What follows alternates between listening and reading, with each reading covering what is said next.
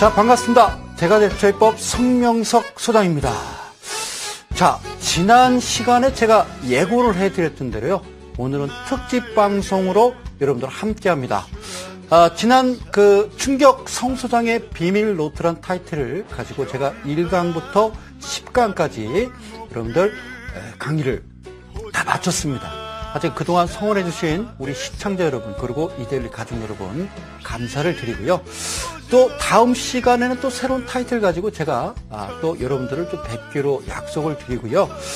일단은 예고해드린 내용은 뭐냐면요. 여러분들 혹시 가정에서요, 경제신문을 보고 계십니까? 예, 경제신문. 뭐, 대표적인 우리나라 신문 하면 이제 조중동 이렇게 얘기하죠. 그죠? 그 신문 외에 경제신문도 대표적인 신문들이 많이 있습니다. 그래서 그런 신문들을 우리가 꼭 하나는 좀 봐줬으면 좋겠다. 이런 의미로. 왜냐면 이제, 최근에 여러분들 아시다시피 대한항공하고 대한칼이, 이 회사가, 다시 이제 회사가, 사업체 하나가 또 이제 분할했죠. 그죠? 분할 합병했고, 또 이제 얼마 전에 또, 다시 장이 열렸습니다. 이제 그런 일이 벌어지게 되면요. 여러분들 잘 어떤 증권 용어라든가 경제 용어를 모르시면은 그 회사가 갑자기 무슨 문제가 있어서 뭐 상장 폐지 절차를 밟는가 이런 오해를 할 수가 있습니다. 그래서 오늘은요. 하여튼, 짧다면 짧고요. 길다면 길 수 있습니다. 이 시간 안에 여러분들, 대충, 여러분들을 꼭 아시는 분도 있지만요. 한번 이런 내용들을 제가 PPT를요, 많은 장수를 하여튼 이틀 밤을 꼬박 샜습니다. 그래서 준비해왔으니까 그 내용을 가지고 여러분들 오늘 1시간 특집 방송으로 경제 용어집 성 소장의 꼭 도대체 이것만을 알고 가자. 그런 내용으로, 내용을 준비했으니까요. 오늘 하여튼, 중요한 시간입니다. 그래서 오늘 특별히 메모할 건 없고요. 편안한 자세로요. TV를 시청하시면 됩니다. 아셨죠? 자, 이 시간 되면 제가 꼭 하는 게 있죠. 그래요. 예, 차 한 잔 준비해 오시고요. 정확히 저는요, 15초 후에 다시 뵙도록 하겠습니다. 자, 잠시 후에 뵙습니다.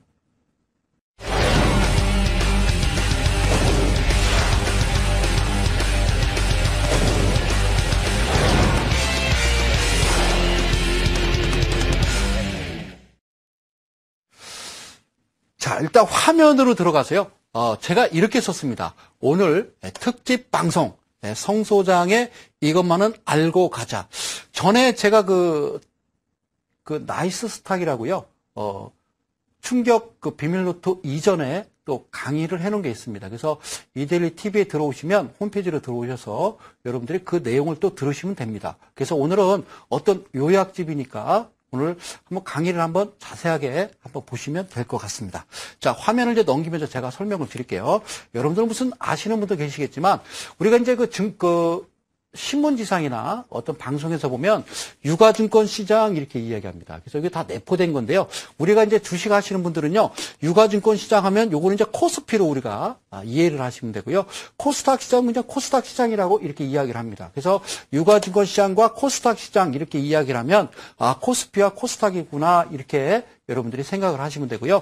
그 다음에 이제 장외시장이라고 그러는데 여러분들 사실 코스피, 코스닥도 제대로 못 하시는데 장외시장까지 안 하시죠. 그래서 그 전에 우리가 제3시장 이렇게 했던 게 바로 이게 장외시장입니다. 그래서 협회 프리보드 시장 이렇게 얘기하죠. 그래서 이제 다른 말로 점두시장 하는데 증권거래소 밖에서 유가증권의 이제 매매가 이루어지는 어떤 비공식적인 시장이 장외시장 이거는 모르셔도 됩니다. 우리가 이제 유가증권 하면 코스피다. 이렇게 좀 암기만 한 가지 해 두시고요. 자, 다음 장 넘어갈게요. 그러면 거래시장에서요. 자, 우리가 경제적 기능 5가지가 있는데요. 자, 첫 번째가요. 산업자본의 조달 기능이 있습니다. 산업자본. 그러니까, 왜 상장을 하려고 할까요? 여러분들 제가 이제 가끔 이런 질문을 이제 여러분들한테 드리고자 합니다. 예를 들어서 이제 우리나라 이제 대표적인 대기업, 어떤 삼성이나 현대나 어떤 LG나 그런 기업들의 총수들의 어떤 재산을 보면 하여튼 몇십조 되잖아요. 과연 그분들이 월급 받아서 모아서 그렇게 됐을까요? 그러진 않죠. 왜 상장을 하려고 그럴까요? 네.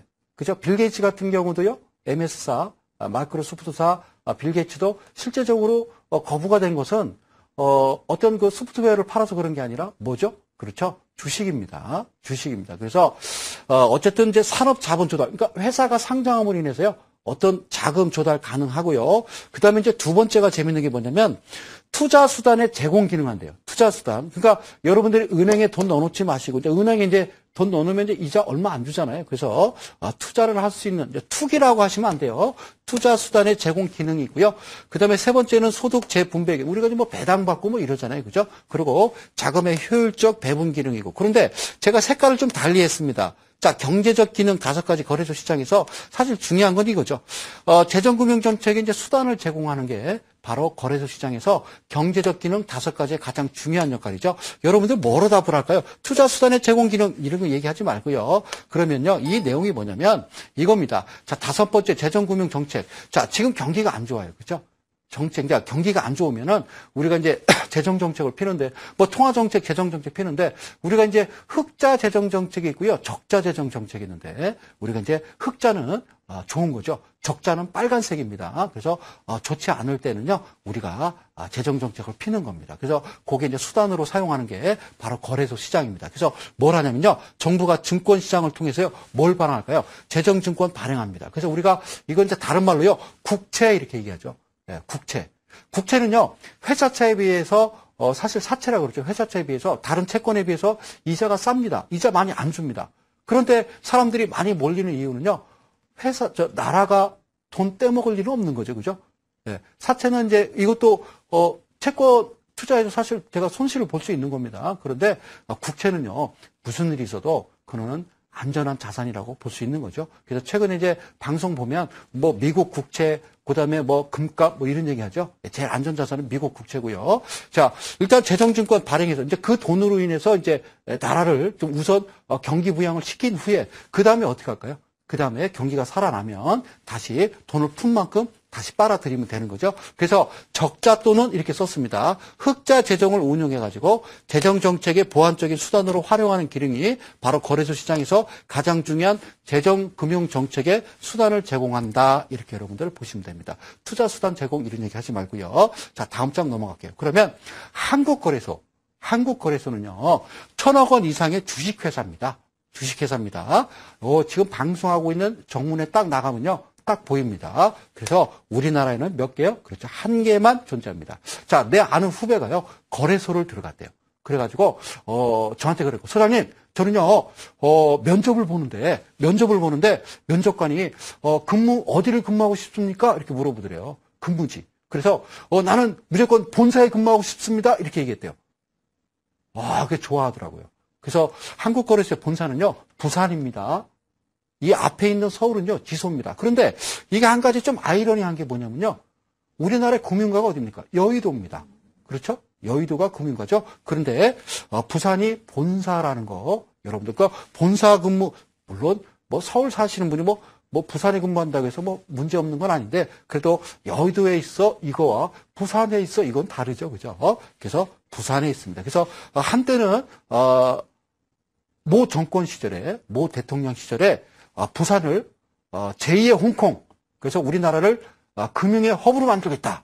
뭐 이런 이야기를 했었어요. 그래서 부산에 이제 그 거래소 본사가 있는 지역에 거기에 한 부두를 지금 다 이렇게 철수한다는 이야기가 있어요. 그렇게 또 시행하고 있고요. 그래서 과연 이제 부산의 제2의 우리나라 아시아 시장에서 제2의 금융 시장 또 허브로 아시아 시장의 허브로 만들려면요, 그만큼 우리나라 국민들이, 우리나라 이데일리 가족 여러분들이 상식이 있어야 됩니다. 다시 말씀드리면 똑똑해야 되는 겁니다. 똑똑하지 않으면 안 되는 거죠. 그래서 부산에 있다는 거 한 가지 아시고요.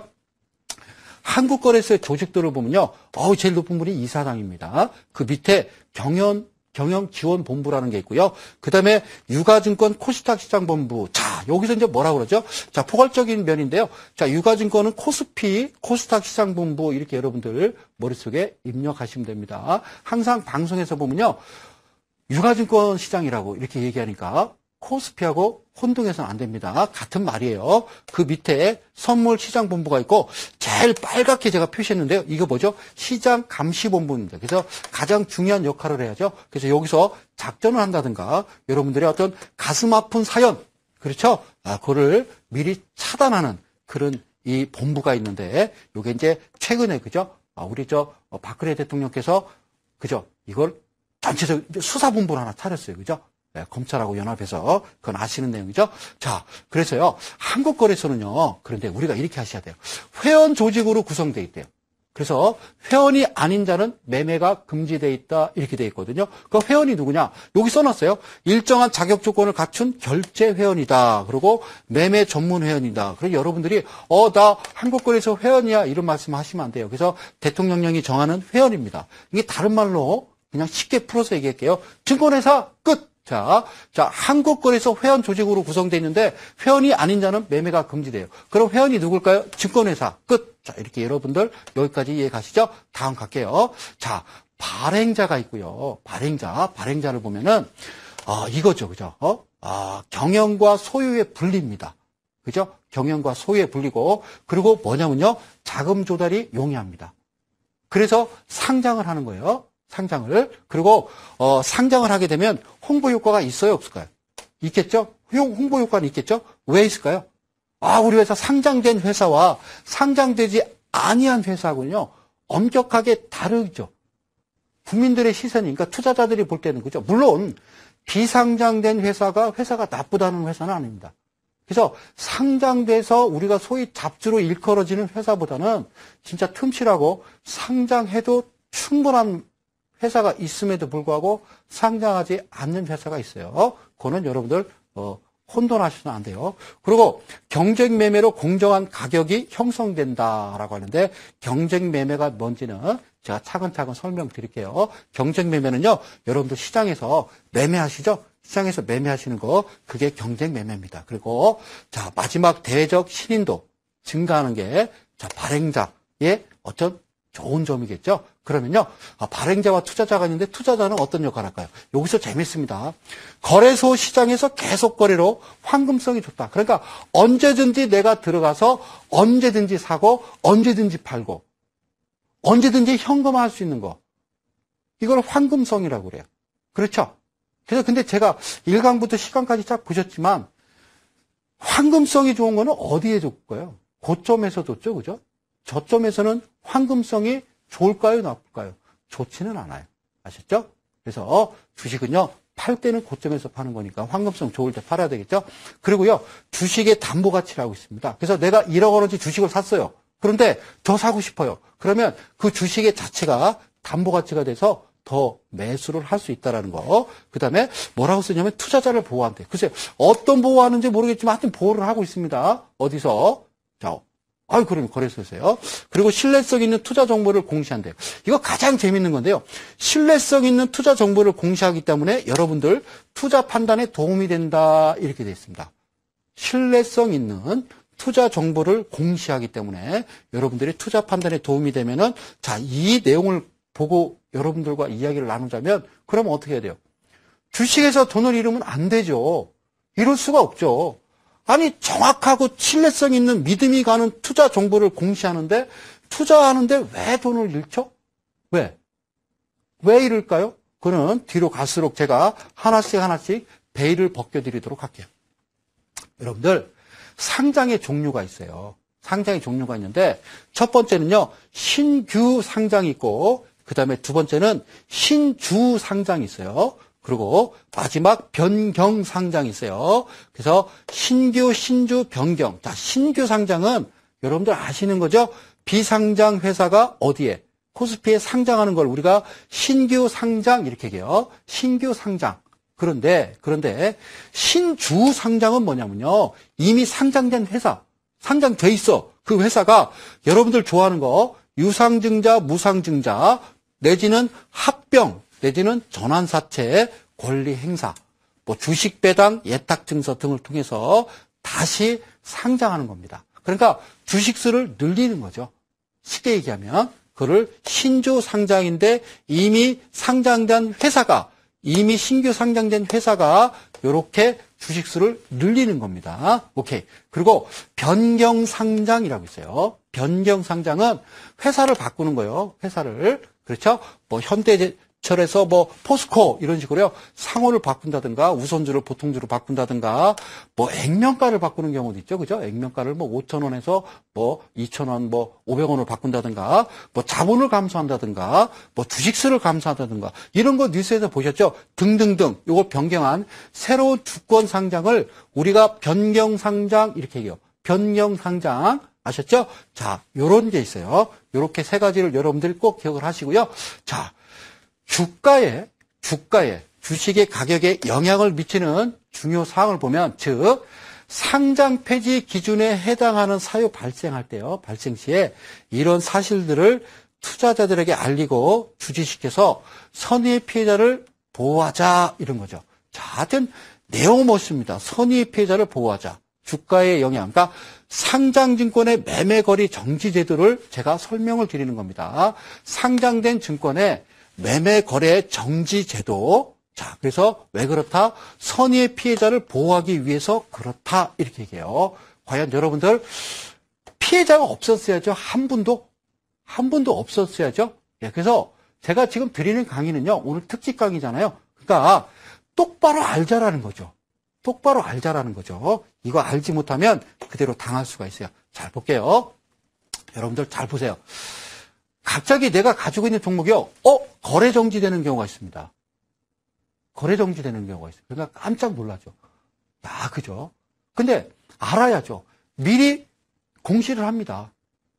미리 압니다. 상장 폐지될 것은. 그런데 여러분들이 그 용어 자체를 모르니까 이게 무슨 내용인지 여러분들이 모르시는 겁니다. 그래서 상장 폐지 기준에 해당하면 그래서 사유 해소 시까지 거래 정지가 됩니다. 그러니까 상장 폐지 기준에 해당하면요. 이게 어쨌든 계속 이게 사유 해소 시까지 계속 거래 정지입니다. 자, 두 번째 관리 종목에 해당하면 매매일 기준으로 며칠 하루입니다. 하루 거래 정지되고요. 자, 그다음에 세 번째가 위변조 발생. 이런 일은 거의 없어요. 그때 저번에 한번 그런 일이 벌어졌죠.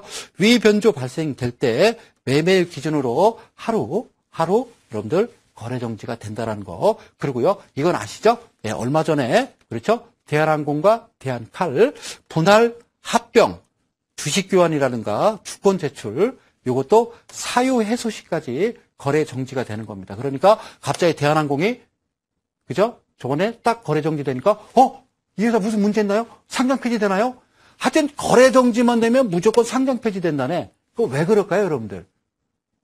그러니까 맨 700원짜리, 500원짜리, 300원짜리만 들고서 상장 폐지만 계속 돼봤기 때문에 그러니까 여러분들이 그렇게 생각을 하시는 거예요. 아셨죠? 자, 그리고 여기 이제 마지막 보면은 조회 공시 불이행한다든가 그다음에 공시를 번복한다든가 뭐 변경한다든가 그러니까 조회 공시 불이행이라든가 공시 번복 변경에 대해서 뒤에 또 제가 내용을 담아왔으니까 자, 요거요. 그러니까 잘못하는 거죠. 그죠? 야, 니네 회사 왜 이래? 라고 했는데 대답을 안 해.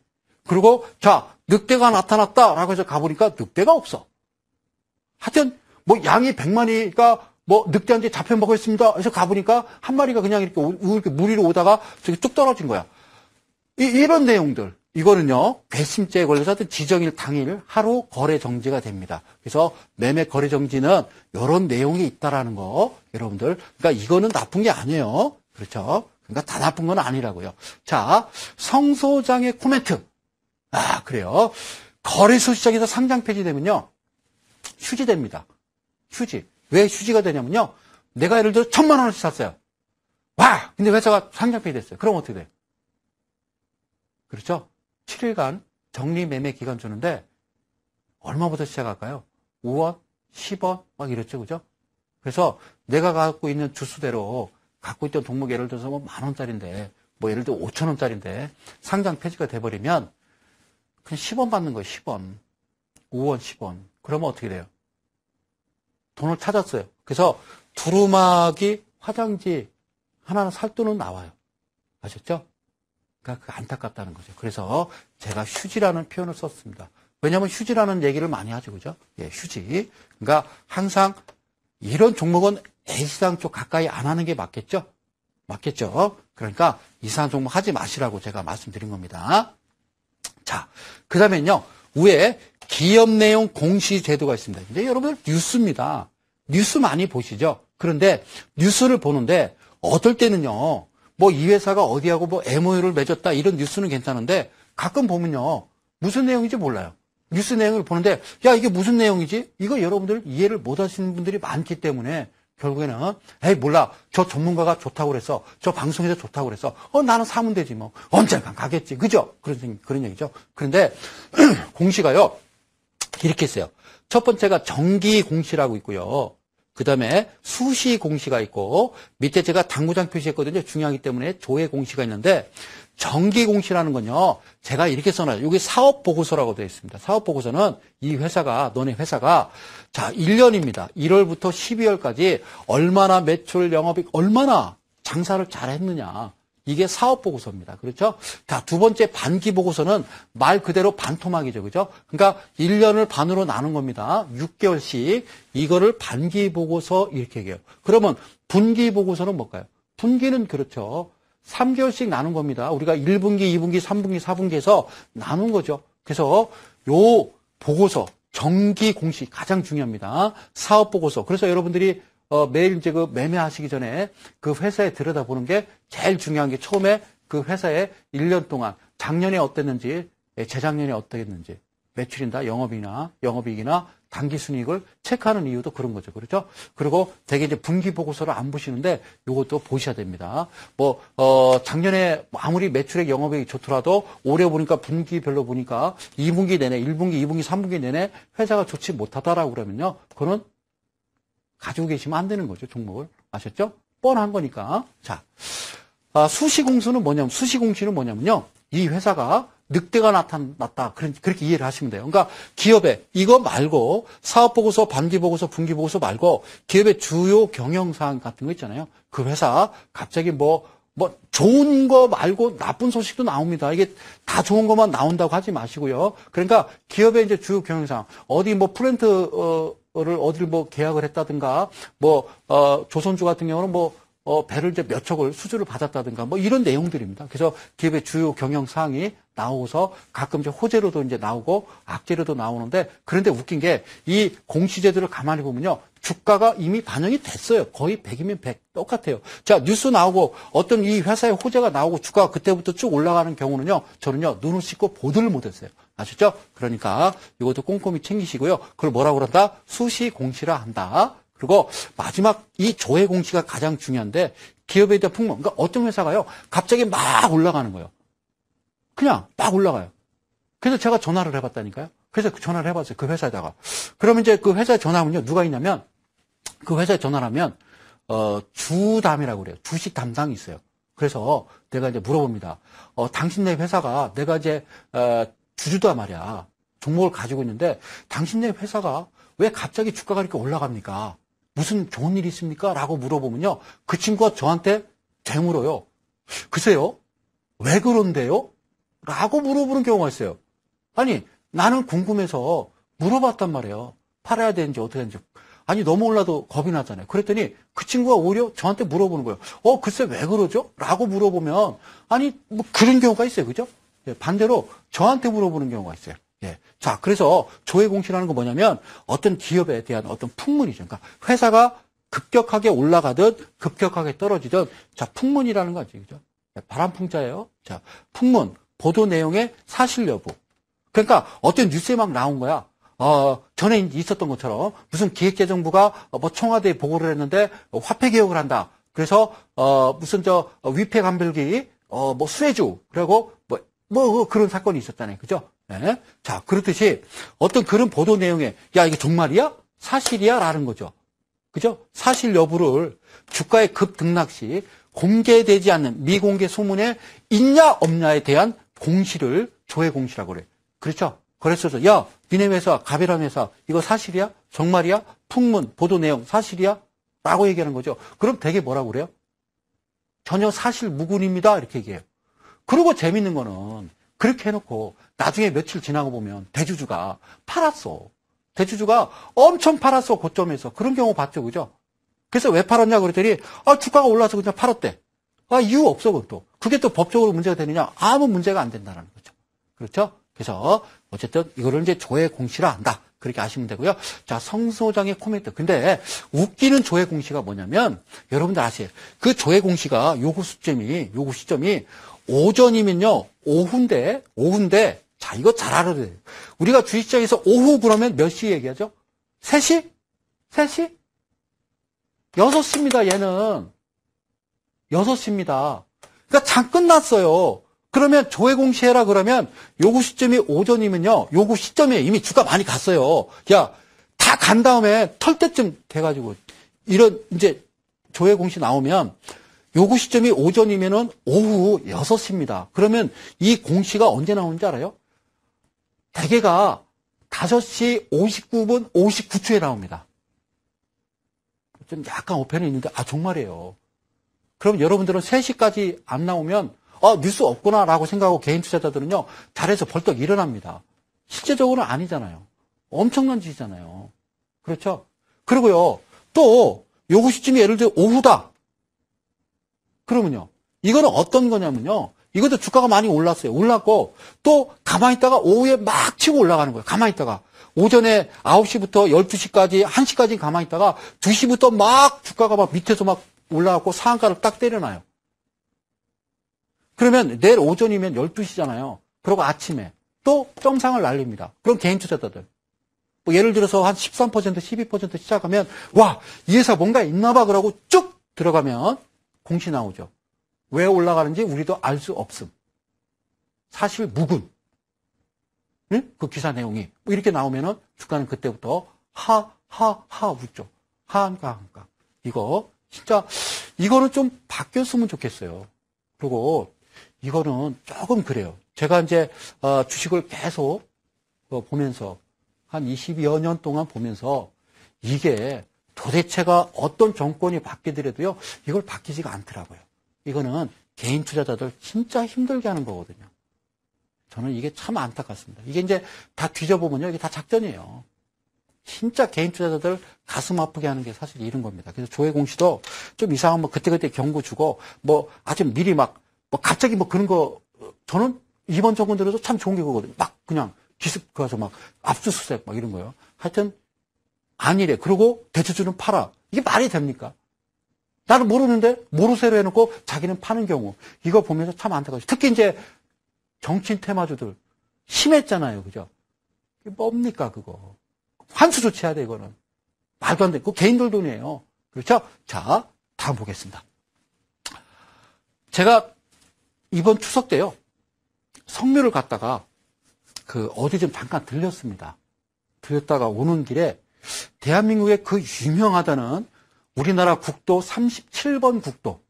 그래서 이정표를 한번 가져다가 힘들까봐, 지루할까봐 잠깐 제가 쉬어가는 거예요. 경기도 가평군의 상면 녹수계곡이라고 해서 여름에 많이 놀러 가거든요. 그래서 청평에서 서울 가는 방향으로 가다 보면요. 우회전하면 덕현이고요. 좌회전하면 조카터 마을이에요. 제가 이거 이정표 보고서요. 제가 깜짝 놀랐어요. 야, 진짜 이름만으로 듣던 이 이정표가 그 유명한 조카터 마을이 저기 있구나. 전 이걸 보고서 야, 대단하다 이렇게 생각을 했습니다. 자, 이걸 왜 보여주냐고요? 아니 그냥 잠깐 쉬어가는 거라니까요. 자, 다음 볼게요. 매매거래 결제 방법이라고 있는데요. 요거 아셔야 돼요. 뭐 중요하지는 않습니다만 자, 첫 번째가요. 차금 결제가 있고 실물 결제라고 있는데 여러분들은 차금 결제가 아니에요. 뭐 주식을 빌려가고 반대 매매해서 나머지 이렇게 결제하는 게 아니잖아요. 그죠? 여러분들은 현금과 뭐예요? 주식, 증권의 실질적인 맞바꿈이죠. 그렇죠? 예, 실적 수수입니다. 그래서 우리는 실물 결제고요.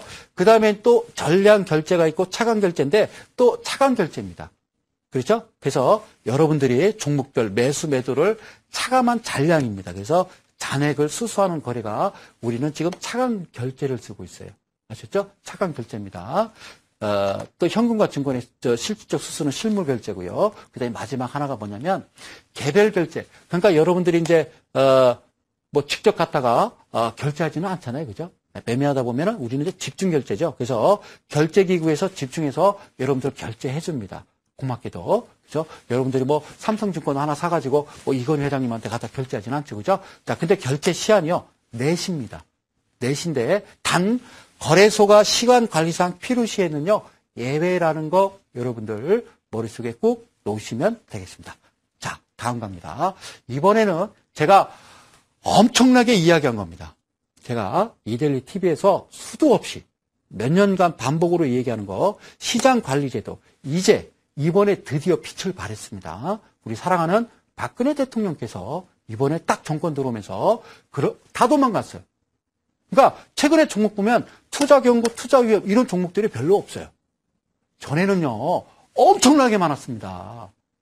엄청나게 많았어요. 그런데 이게 사라지고 있어요. 이게 점차적으로 사라지고 있다고요. 실제적으로 사라지는 게 맞고요. 그게 정상적이죠. 주식을 투기로 보시면 안 된다고요. 정상적인 진짜 회사를 바라보고 그 회사의 성장성이라든가 이런 거 보고 매매하셔야 되겠죠. 그래서 제가 아주 끊임없이 얘기한 거, 증거금 100%짜리 하지 마라. 투자주의, 투자경고, 투자위험. 이건 뭐 수백 번 얘기했던 거죠. 그죠? 여러분들 잘 보세요. 시장경보제도, 주가의 이상 급등을 투자자에게 알리는 겁니다. 그래서 보호해주기 위함인데, 차트에서 이렇게 보면은 상단에 동그라미 쳐놓고 여기다 뭐라고 써요? 주 이렇게 써 있어요. 주. 이렇게 써있기 때문에 또 경 이렇게 써있으면 네, 여러분들 모르시죠? 어쨌든요. 첫 번째는 투자주의가 있고요. 두 번째는 투자 경고가 있고 마지막 세 번째가 위험이 있는데 이렇게 하시면 돼요. 여러분들 축구 경기 하는데 상대편 선수가 엉덩이로 툭 밀었어요. 그러면 투심이 탁 휘슬을 불죠. 어이 너 해서 프리킥을 줍니다. 그죠? 네. 그럼 두 번째 그렇게 한 수비수가 이번에는 무릎으로 상대편의 허벅지를 딱 찍습니다. 그러니까 아프다고 떼굴떼굴 굴르죠. 그럼 주심이 생각할 때, 아까 했던 애가 또 그랬네? 그러면 달려가서 어떻게 해요? 그렇죠. 옐로 카드를 꺼냅니다. 경고입니다. 경고. 그런데 이번에는요, 상대편 선수와 1대1로 그죠? 딱 맞닿는데 자기가 뺏겼어요. 그죠? 그러니까 어떻게 해요? 발로 발목을 딱 걷어차는 겁니다. 그러면 이제 이거는 정상 참작의 여지가 없는 거죠. 그래서 우리가 이거 삼진 아웃대, 삼진 이런 식으로 투자 위험은요, 다 축구로 이야기하면요, 퇴장입니다. 아시겠죠? 퇴장입니다. 근데 이제 이렇게 이해를 하시라고 제가 설명을 드리는 거니까 요거는요, 여러분들 무조건 가까이 하여서는 아니 됩니다. 분명히 말씀드립니다. 그래서 투자주의는요, 간략하게 설명드리면 투자자들의 뇌동매매. 그러니까 지름실이 임해서 나는 사기 싫은데 막 손이 그냥 가는 거예요. 나는 사기 싫은데 자꾸 사게 되는 거. 이거를 내동매매라고 그래요. 그거를 방지하기 위해서 투자주의를 합니다. 경각심을 고치시고 조심해라 이런 말이죠. 그래서 거래소가 주권 예탁증권이라든가 ETF도 지정을 합니다. 자, 이건 뭐냐면요. 소수 지점 거래 집중. 그러니까 소수 계좌도 있습니다. 여기는 이제 소수 지점이라고 되어 있는데 소수 지점 소수 계좌. 그러니까 어떤 지점이든 어떤 계좌, 몇 개 계좌 가지고 엄청난 거래량이 들어오거나 매매가 이루어지면은 자, 볼 때 야, 이거 이상하다라고 생각하면 이게 투자주의를 주는데 언제 줘요? 2길 지정합니다. 2길.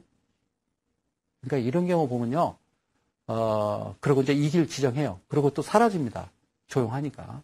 그리고 또 한 번씩 투자주의. 바닥권에서 이렇게 투자주의가 되면 그거는 또 여러분들 새롭게 종목을 보실 수가 있어요. 팁입니다. 바닥권에서 투자주의 나오는 거 괜찮아요. 뭐 고점에서 나오면 안 좋고요. 예, 요거 잘 기억하시고요. 자, 그 다음에 경고입니다. 경고는 뭐냐면요. 주가가 단기적으로 급등하는 거죠. 그래서 최근 5일간 주가 상승률이 몇 퍼센트? 60% 이상. 연 2일간 계속되고요. 같은 업종 지수 상승률, 같은 섹터를 볼 때 상승률이 5배예요. 그러니까 이건 문제가 있는 거죠. 그죠? 그리고 당일 주가가 최근 10일 중에 최고다. 그러면 투자 경고로 딱 지정이 됩니다. 자, 그러면 투자 위험은 뭐냐? 투자 경고를 했어요. 분명하게 경고, 옐로 카드를 줬음에도 불구하고 30일 이내에 또다시 투자 경고 종목이 된 날로부터 기산해서 10일 이내에 다시 뭐에?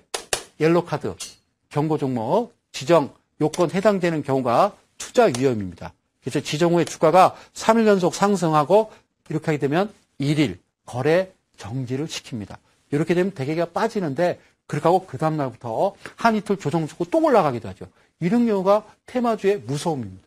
특히 이제 정치인 테마주들 한때 그죠 엄청나게 그렇게 오르는 경우를 여러분들 보셨을 겁니다. 다시 한번 정리하면 시장관리제도에 투자주의, 투자경고, 투자위험이 있는데 자 경고와 위험은요. 주식 매수할 때 뭐죠? 증거금 100% 이렇게 돼 있어요. 증거금 100%는 뭐라고 그랬죠? 내가 A라는 회사가 너무 좋아요. 실적도 좋고 앞으로 전망이 좋아요. 그래서 내가 돈 한 1,000만 원어치 사고 싶은데 돈이 없는 거예요. 근데 내가 돈이 400만 원밖에 없어요. 그러면 1,000만 원 살 수 있어요. 그걸 증거금 40% 이런 얘기입니다. 그래서 어떤 종목 보니까 특히 이제 코스피 200 같은 경우는 30% 돼 있는 것도 있죠. 그러면 내가 300만 원만 있으면 이 회사를 1,000만 원 살 수 있어요. 그렇다고 그래? 그렇게 사면 또 안 되죠. 어떤 일이 벌어져요? 그렇죠. 반대 매매 나갈 수 있어요. 괜히 밀어버리죠. 그죠? 그래서 피해를 보신 적이 있을 거예요. 그래서 가장 중요한 거는 어쨌든 간에 증거금 100%짜리는 안 됩니다. 40%나 30%짜리를 어떻게 해야 된다? 여러분들 잘 들으세요. 현금 갖고 하세요. 그죠? 네. 더 사지는 마시고요. 그 다음에 위험은요.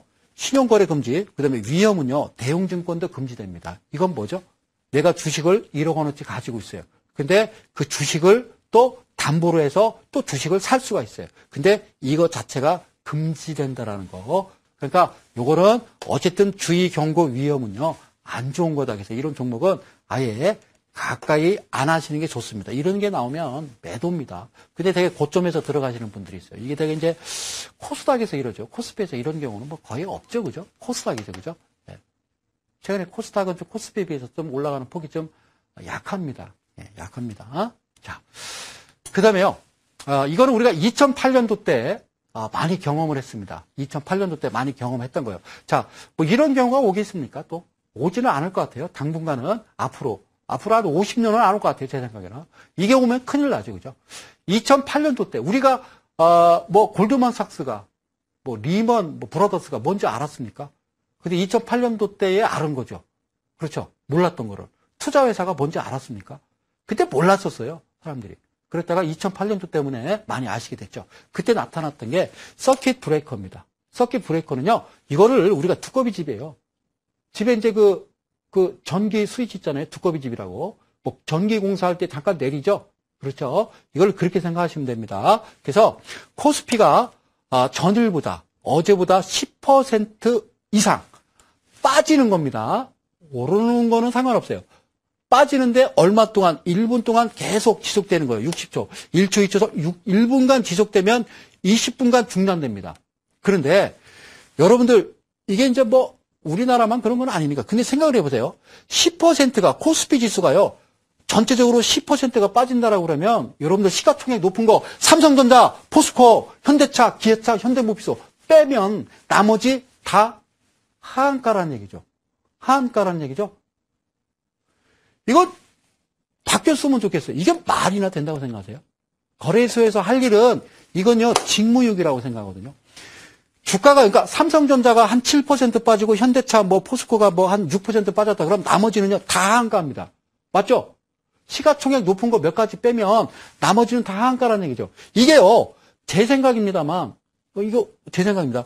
5% 이하로 계속 빠지는 게 1분간 지속되면은 5%라 하더라도요 실제적으로 코스피 평균 잡으면 10% 뭐 하한가 맞는 것도 많고요. 거의 다 10% 이상 빠지는 거죠. 이거 10%라는 건요, 다 하한가입니다. 그러니까 그 다음날 팔 수 있어요, 없어요? 못 팔아요. 그 다음날도 다 하한가입니다. 그 다음날은요. 이건 잘못됐어요. 퍼센트가 너무 커요. 거래소에서는 미리 감지하고 미리 투자자를 보호해줄 의무가 있어요. 그렇죠? 왜? 저희들은 다 팔고 나간 게 그죠? 자, 20분간 중단됩니다. 그리고 선물 옵션도 매매 중단되고요. 하루에 한 번밖에 안 됩니다. 아셨죠? 이것은 하루에 한 번밖에 안 되고요. 그런데 2시 20분 이후에는요. 이게 10%가 빠지던 20% 빠질 리는 없죠. 한가가 있으니까 20%가 빠지던 안 합니다. 거래 정리 안 됩니다. 그래서 이런 경우에는 사실 2008년도에도 가만히 저도 겪어봤습니다만 이런 거는 좀 강력하게 할 필요가 있다. 그 다음에 밑에 사이드카라고 있는데요. 사이드카는 뭐냐면 고속도로 가면요. 고속도로 가면은 갓길에다가 경찰 순찰차 서 있는 거 보셨죠? 뭐 요즘 못 봤습니까? 예전에는 많이 서 있었어요. 그렇죠? 서서 뭐 속도 위반하는 차들 잡죠. 그죠? 잡아가지고 우리가 이제 딱지 끊고 이러잖아요. 그걸 이제 우리가 사이드카라고 그래요. 사이드카 알았죠? 그래서 이건 이제 코스피 200 선물이 5% 오르거나 내리거나 1분간 지속되면은 프로그램 매매 효과 5분간 지연되는 거, 그게 사이드카인데 우리가 알 거는 서킷 브레이커만 아시면 돼요. 그죠? 얘하고 같이 움직이는 거니까. 그래서 요렇게. 근데 요거는 꼭 바뀌었으면 좋겠어. 얘도 바뀌어야 돼요. 이거는 이미 끝난 겁니다. 그렇죠? 예, 이건 바꿔줘야 돼. 이건 법이 잘못됐다고 생각해요. 자, 이번에는요, 여러분들이 꼭 아셔야 될 거 가장 중요한데, 자, 권리락입니다. 권리락. 이거를 모르시는 분들이 의외로 많더라고요. 이게 사실 별거 아닌데, 이걸 진짜 모르시는 분이 많아요. 권리락은 뭐냐면요, 유상증자나 무상증자로 생기는 이익을 없애는 게 권리락이에요. 그래서 떨어질 낙자를 쓰거든요. 차트에 보면 거기 뭐 권리락 뭐 이렇게 써있죠. 배당락, 권리락 이렇게 써있죠. 이거를 모르시는 분들이요, 의외로 많아요. 의외로. 이게 낙자는 떨어질 낙자고요. 이거 이익을 없애는 게 권리락이에요. 이게 무슨 얘기냐. 자, 예를 들어서요. 이데일리가 무상증자를 10% 한다. 예를 들어서 이데일리는 상장된 회사 아닙니다. 10% 한다. 그러면 우리가 와, 좋죠. 그죠? 나는 100주를 보유하고 있는데 10%를 무상증자하니까 야, 주식이 새로 생기는 거죠. 그래서 나는 그만큼의 10% 수익이 발생한다라고 좋아한다고요. 좋아하는 거예요. 오케이, 무상증자했어. 아싸, 이러는 거죠. 아싸가 아니죠. 그죠? 자, 성수장의 코멘트입니다. 그래서 무상증자는 그 자체만 가지고도 엄청난 호재는 되겠지만, 웃기지 마라, 속지 마라, 이렇게 썼죠. 그죠? 웃기지 마라, 속지 마라. 그 이야기는 다시 할게요. 유상증자, 무상증자라는 것은 10% 이익이 생기는 것만큼 뭐를 주가를 하락시켜서 이익을 없앤다니까요. 그게 락이야. 없애기 때문에 유상이 됐든 무상이 됐든 절대 호재가 되지는 절대 안 와요. 그래서 권리락이라고 그러는 거예요. 권리락이 뭐라고? 다시 보면 되지. 자, 권리락 다시 창 열었어요. 유상증자나 무상증자로 생기는 이익을 없애버리는 걸 권리락이에요. 권리락. 자, 그래서 잘 보세요. 그러면 주당 10,000원짜리 이데일리가 있어. 근데 무상증자를 100% 공시한다 이거야. 그러면 만약 권리락이 없다면 나는 100% 수익이 되겠죠. 권리락이 없다면, 그렇죠. 그런데요, 권리락이 50%가 돼서 10,000원짜리 내 주식의 주가가 5,000원이 된다고 보면 되는 거예요. 아셨죠? 무상증자 5,000원이 된다고 보면 되는 거예요. 5,000원이. 이해 가셨어요? 네.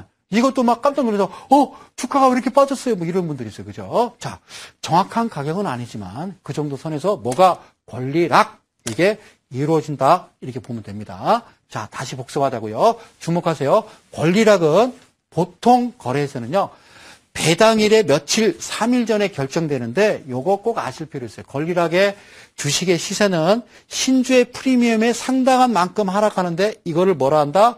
권리락 시세라 한다. 권리락 시세라 한다. 그래서 증자 신주 같은 경우에는 특히 신주락이라고 그래요. 그리고 넓은 뜻으로는 배당의 권리가 떨어진 배당락도 포함이 됩니다. 그래서 보면 배당락, 권리락 이렇게 돼 있는 거예요. 자, 여기서 잘 보세요. 재밌어요. 자, 보실게요.